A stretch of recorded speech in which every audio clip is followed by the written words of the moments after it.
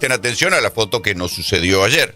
Hace un año el presidente Milei, como sea, no lo había logrado para el 25 de mayo, pero lo logró para el 9 de julio, fueron ahí al pie y a firmar un documento, aquel famoso manifiesto de mayo, que se firmó en julio porque no llegaron a tiempo, en el cual había 10 puntos. Entre esos 10 puntos, 8 eran principios constitucionales, o sea, un catálogo de principios que ya uno suscribe cuando jura sobre la Constitución, si es gobernador o si es presidente, y un par más que tenían que ver con el programa de ajuste fiscal y con la privatización de las jubilaciones a futuro. Dicho sea de paso, sepamos que después de las elecciones viene la discusión sobre el regreso de la privatización de las jubilaciones y esa parte de esa reforma jubilatoria, que la van a disfrazar como sea, va a ser para pagarle menos a los jubilados y para postergar el inicio de las jubilaciones. Pero digo, es el peor momento de la relación de Milei con los gobernadores, porque esa foto del año pasado con 21, 22 gobernadores ya no se va a repetir, y ayer Milei la quería repetir como diciendo, bueno, aquí están todavía, me apoyan, vienen, se sacan la foto conmigo, aunque no hablen con Milei, porque Milei no habla con los gobernadores, aunque no hubiera acuerdo, lo que quería demostrar, sobre todo para el exterior, ¿no? Porque estas cosas se hacen para el exterior, donde no hay demasiado análisis después.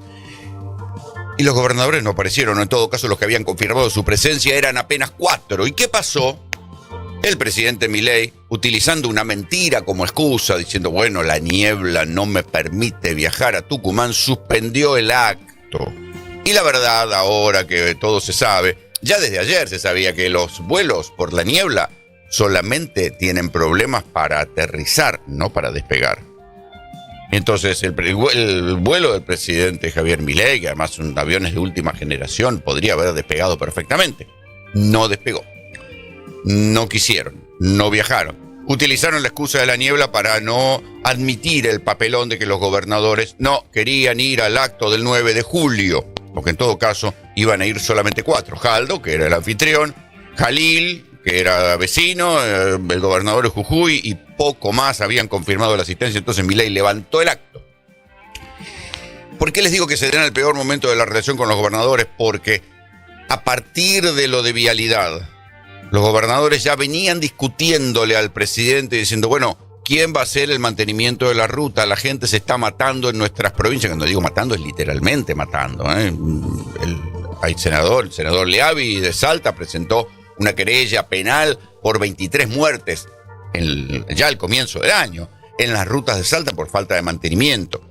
En esa discusión donde los gobernadores le están diciendo, mandanos los fondos para hacer el mantenimiento de la ruta, ya que no los vas a hacer, disuelven Vialidad Nacional, y este se ha convertido en el gran debate de la semana, porque en el proceso Sturzenegger en su Excel dice, bueno, por ahora estos trabajadores van a pasar a la Secretaría de Transporte y después los va a absorber las nuevas concesionarias de las empresas privatizadas. Sí, pero ¿cuánto puede durar ese proceso? Y mientras tanto, esos trabajadores, ¿dónde van a quedar? Y después, muchos de ellos son trabajadores en relación de dependencia con el Estado, y es muy difícil echarlos. Fíjense lo que pasó con los trabajadores de Telam y de cantidad de empresas públicas donde no los pudieron echar ir. Fíjense, los convirtieron en ñoquis, ¿sí? No tienen trabajo, los lugares fueron disueltos, no los pudieron reubicar y les siguen pagando el sueldo. Van camino los trabajadores de Vialidad a ser una especie de ñoquis, o miles de trabajadores de Vialidad a ser una especie de ñoquis, y están en relación de dependencia hasta que los reabsorban las privatizadas.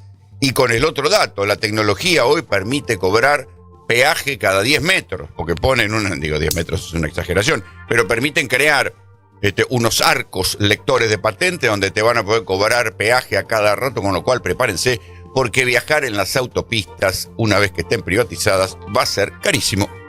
Una bestialidad, es definitivamente de las peores decisiones estratégicas que puede tomar un país, ¿no? Quedarse sin un organismo rector que planifique, que haga obras viales, que construya rutas, que construya caminos, queda al abandono y queda, surfeando en la dinámica del mercado y en lo que los grandes grupos económicos quieran hacer de este país.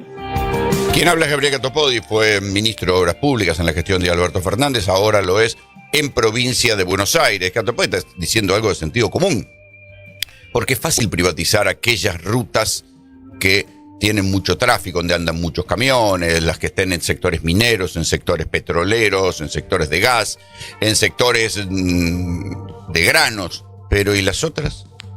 ¿Quién va a hacerse cargo de las otras, o de los tramos de esas otras rutas nacionales? Porque las rutas nacionales no es que le van a dar la concesión y el peaje a una misma empresa, se lo van dando por tramos. Entonces el que agarre el tramo de la parte no rentable, ¿qué va a hacer? Y esto es lo que uno dice, bueno, ¿y las nuevas rutas? ¿Quién las va a planificar? Porque lo que hay ahora es un organismo de control. Bueno, supongamos que haya a futuro, cuando se decidan a volver a gastar plata en obras públicas, haya una oferta de decir, bueno, queremos un proyecto de participación privada, como fue lo que intentó hacer Macri en su momento, decir, bueno, queremos construir una ruta de acá hasta acá y que se presente alguien y la haga y la pague y después cobre el peaje. Por ahora, el único caso que yo recuerdo, que yo conozco que eso sucedió es con el acceso norte. El acceso norte, cuando lo construye la empresa de Franco Macri, digo, no todos los Macri hacían cosas malas, cuando lo construye la empresa de Franco Macri, lo construye sin poner un peso y después lo financia con el peaje. Hubo críticas a la falta de colectoras, a la falta de caminos alternativos, hubo mucha discusión, pero en aquel momento el Estado no puso plata y la autopista finalmente se construyó, pero no todas las autopistas tienen el volumen de autos que tiene el acceso norte. Y en esos casos se va a pagar para las autopistas y las rutas de poco tránsito. Los pocos que anden por ahí van a tener que pagar un peaje carísimo. Estas son todas las discusiones que nadie da. Dijeron, bueno, ¿sabe qué? Echamos los 5.000 tipos de vialidad y que se arreglen. Él ha dicho, quiere destruir al Estado. Si vos me dijeras, vamos a hacer más eficiente vialidad nacional, estoy de acuerdo. Cuando vos ves la ruta Chile que está toda destruida y los accidentes, ¿sabes la estadística de los accidentes que tiene el país? Duplican los homicidios. Un gobierno que hace alarde de la seguridad. Bueno, la seguridad vial forma parte de la seguridad. Quien habla no es precisamente un kirchnerista, sino que al contrario, es la bestia negra del kirchnerismo, porque es Julio Cobos, el famoso hombre del voto no positivo en las retenciones rurales allá por el año 2009. Bueno, Cobos es quien está diciendo esto. Las estadísticas de accidentes viales son mayores que las estadísticas por muerte e inseguridad. No cuidar las rutas es también una manera de descuidar la seguridad en la Argentina. Insisto, se le empiezan a como escapar gente que tenía una postura en algún momento de expectativa frente a Javier Milei, que luego incluso acompañaron con sus votos, a veces sí, a veces no, como en el caso de Julio Cobos, no, que no fue un radical con peluca, pero bueno, algunas cosas votó, otras no. Pero ahora estos mismos diputados y estos mismos legisladores y estos mismos gobernadores que en algún momento tuvieron expectativa con Milei, ahora están descubriendo que Milei no los atiende, no les da plata y encima les disuelve las empresas públicas y le complica la vida cotidiana en sus provincias. Y una conducción política que vaya analizando la cuestión de las rutas y caminos de la Argentina, porque eso también tiene que ver con las inversiones. Si vos querés inversiones en minería, en petróleo y en gas, tenés que tener indudablemente caminos, hay que pensar también en un proyecto ferroviario.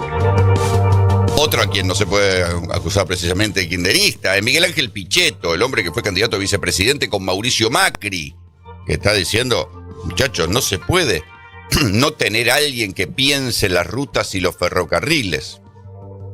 Claro, si uno lo correlaciona con las definiciones de Javier Milei en la iglesia del Chaco, donde dijo que el Estado era el maligno en la tierra, claro, ¿cómo no destruir todo? Entonces vamos a descubrir también que así como las universidades públicas, el Garrahan, todas las cosas estatales que merecían ser corregidas, pero más o menos funcionaban. Si son entidades del maligno en la tierra, hay que disolverlas, y ahí fue también al tacho Vialidad Nacional el día antes que se acabaran las facultades delegadas por la ley Bases. Yo no creo que estemos en el mismo lugar del año pasado. Primero porque la vocación mayoritaria demostrada en este recinto por los distintos bloques políticos ya es un contraste, es una situación distinta a la que tuvimos el año pasado. El año pasado casi todos los bloques políticos a la hora de emitir dictamen, emitimos dictámenes separados. Tuvimos mucho más acuerdo en el recinto que en el plenario de las comisiones. Lo tienen al jefe del bloque de diputados de Democracia para Siempre, Pablo Juliano, que está hablando de lo que está pasando en esto, que los gobernadores parece que están empezando a decir, che, muchachos, no podemos seguir así con un presidente que no nos atiende, no nos da plata, nos hizo votarle cosas, nos prometió que iba a haber un trato, le dimos herramienta para que gobierne y al final del camino seguimos peor. Ya si a esta altura de la conversación tenemos que seguir explicando qué significa el Garraham, qué significa el pedido de estos profesionales que son orgullo de nuestro país y que están acá prácticamente de rodillas implorando que este Congreso pueda destrabar esta conversación, la verdad que no sé qué nos queda como sociedad. Si a esta altura de la conversación tenemos que seguir explicando cuál es el servicio que presta el Garraham, evidentemente estamos en una discusión entre mudos y sordos y lo peor de todo es de ciegos que no quieren ver las atrocidades que están queriendo cometer con una institución que nos tiene que llenar de orgullo.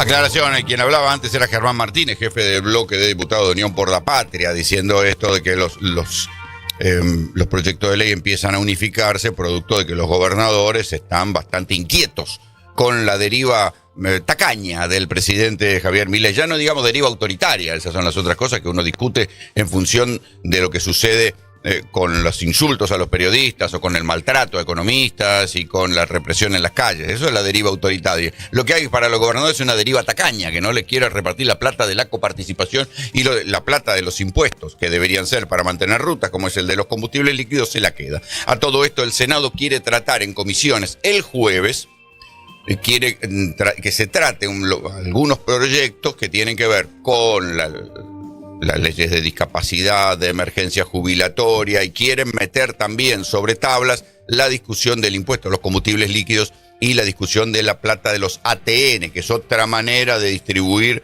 dinero a las provincias. El que hablaba recién, ahí sí, es el jefe de bloque de diputados de Democracia para Siempre, Pablo Juliano, que dice algo de sentido común, muchachos. Si tenemos que seguir intentando explicar que el Hospital Garraham es algo valioso para la sociedad en su conjunto, y que el Estado lo tiene que mantener porque el Hospital Garraham salva vidas de pibes argentinos, ya hemos llegado al fondo del mar, al fondo del tacho, al fondo de la olla. ¿Qué es lo que está pasando? Como el increíble, porque ya a esta altura del partido no hay otro calificativo que increíble, como el increíble diputado José Luis Espert, que es el presidente de la Comisión de Presupuestos, se niega a reunir la comisión. Ayer presentaron un proyecto un proyecto de resolución, no un proyecto de ley, para destituirlo a Espert de la Comisión de Presupuesto porque no labura. O sea, fíjense, el mismo tipo que hace campaña electoral contra los ñoquis, contra los vagos, contra los que no laburan, él no labura en la Comisión de Presupuesto y Hacienda porque si la tiene que convocar, todas las cosas que se discutan ahí van a ser malas noticias para el gobierno que no quiere gastar un mango del presupuesto. Entonces directamente José Luis Espert no la convoca, no labura, y se está sentado en el no funcionamiento de la Comisión de Presupuesto y Hacienda para que no le vayan a reclamar al gobierno plata para el Garraham, las universidades, los jubilados y todas aquellas cosas que después igual va a vetar. Pero ayer los diputados de Unión por la Patria y otros opositores dijeron, basta muchachos, si no vas a convocar a la comisión, vos como presidente no querés laburar, no querés llamar a la comisión, por miedo a no tener buenas noticias, andate de ese puesto.